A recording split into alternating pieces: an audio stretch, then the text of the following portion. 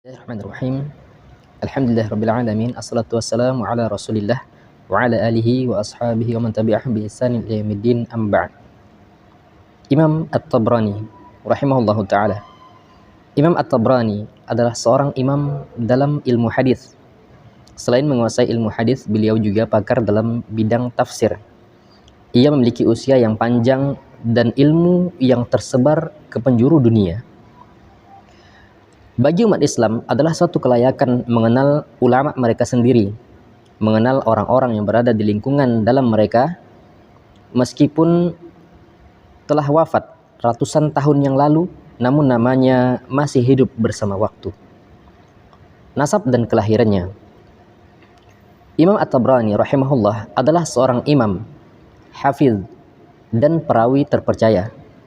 Ia adalah Abul Qasim Sulaiman bin Ahmad bin Ayyub bin Mutir Al-Khami Asy-Syami At-Tabrani.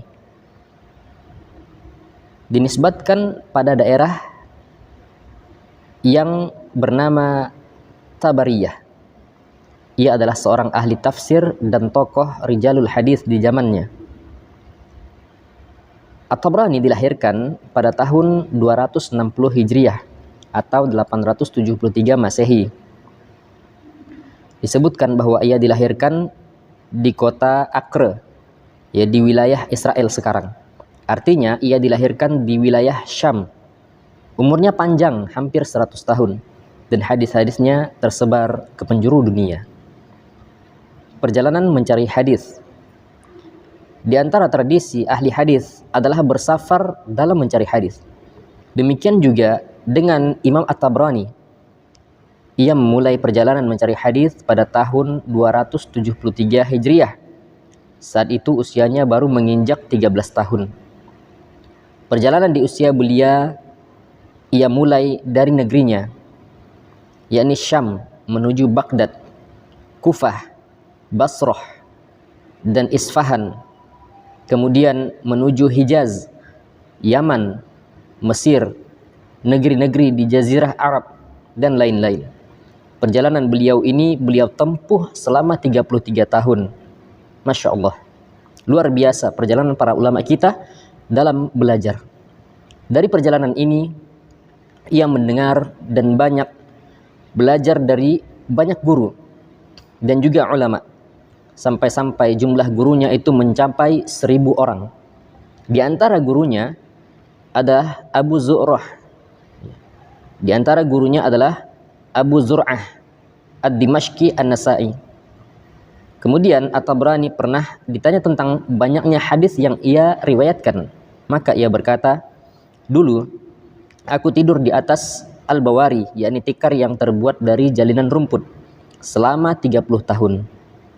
Dari susah payah perjuangannya itulah, yakni untuk menjaga kemurnian agama Allah, maka Allah Subhanahu wa taala kekalkan namanya hingga sekarang."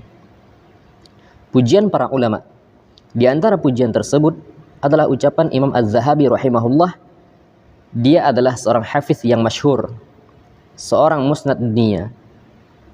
Beliau juga mengatakan At-Tabrani ibarat ahli penunggang kuda dalam permasalahan hadis ini, bersamaan dengan kejujuran dan amanahnya. Di kesempatan lain, Az-Zahabi juga mengatakan dia adalah imam al-hafiz, seorang pengembara dalam ilmu dan seorang ahli hadis Islam. Senantiasa hadis-hadisnya diharapkan bernilai sedekah dan dicintai. Ibnul Jauzi berkata, At-Tabrani termasuk salah seorang pemuka hafiz. Ia memiliki karya-karya yang bagus. Ibnu Uqdah mengatakan, "Aku tak mengetahui ada orang yang lebih mengetahui hadis melebihi At-Tabrani, dan juga tidak ada yang lebih hafal sanad melebihi dirinya." Seorang menteri, Ibnu Al-Amid berkata, "Aku tidak mengetahui di dunia ini ada yang lebih manis dan lebih lezat dibandingkan kekuasaan dan jabatan menteri yang aku jabat sekarang, sampai akhirnya aku melihat pengajian Sulaiman bin Ahmad At-Tabrani dan Abu Bakar Al-Ju'abi. At-Tabrani mengalahkan Al-Ju'abi dalam banyaknya hafalan, sementara Al-Ju'abi mengalahkan At-Tabrani dalam kecerdasannya dan kepintarannya." Kemudian terjadi dialog antara mereka hingga tidak diketahui mana yang lebih unggul di antara keduanya. Al-Ju'abi mengatakan, aku meriwayatkan hadis yang tidak ada orang yang meriwayatkannya di dunia ini kecuali aku. At-Tabrani menanggapi, coba tunjukkan. Kemudian Al-Ju'abi mengatakan, Abu Khalifah telah menyampaikan kepadaku, Sulaiman bin Ayyub telah menyampaikan kepadaku, kemudian disampaikan isi hadisnya. At-Tabrani kemudian mengatakan, akulah Sulaiman bin Ayyub, dan aku mendengar hadis itu dari Abu Khalifah. Al-Ju'abi pun merasa malu. Kemudian ia merasa malu karena mengetahui ternyata Sulaiman bin Ayyub ternyata adalah Imam At-Tabrani, sehingga At-Tabrani pun mengunggulinya. Ibnu Al-Amid melanjutkan, aku berandai saja kalau kementerian dan jabatan ini tidak diberikan padaku, dan aku berandai menjadi At-Tabrani, pastilah aku bahagia sebagaimana bahagianya At-Tabrani karena hadis. Abu Bakar Muhammad bin Ahmad bin Abdurrahman mengatakan, At-Tabrani sudah dikenal walaupun tidak disebut keutamaan dan kontribusinya. Ia menyampaikan hadis di Isfahan selama 60 tahun. Yang mendengar darinya adalah seorang bapak, kemudian nanti anaknya, kemudian nanti cucunya, bahkan sampai ke cicit-cicit mereka. Ia adalah orang yang luas ilmunya dan banyak karya tulisnya, dan di akhir usianya ia mengalami kebutaan. Karya-karyanya, Al-Imam At-Tabrani rahimahullah melahirkan banyak karya ilmiah berupa buku-buku yang bagus dan bermanfaat.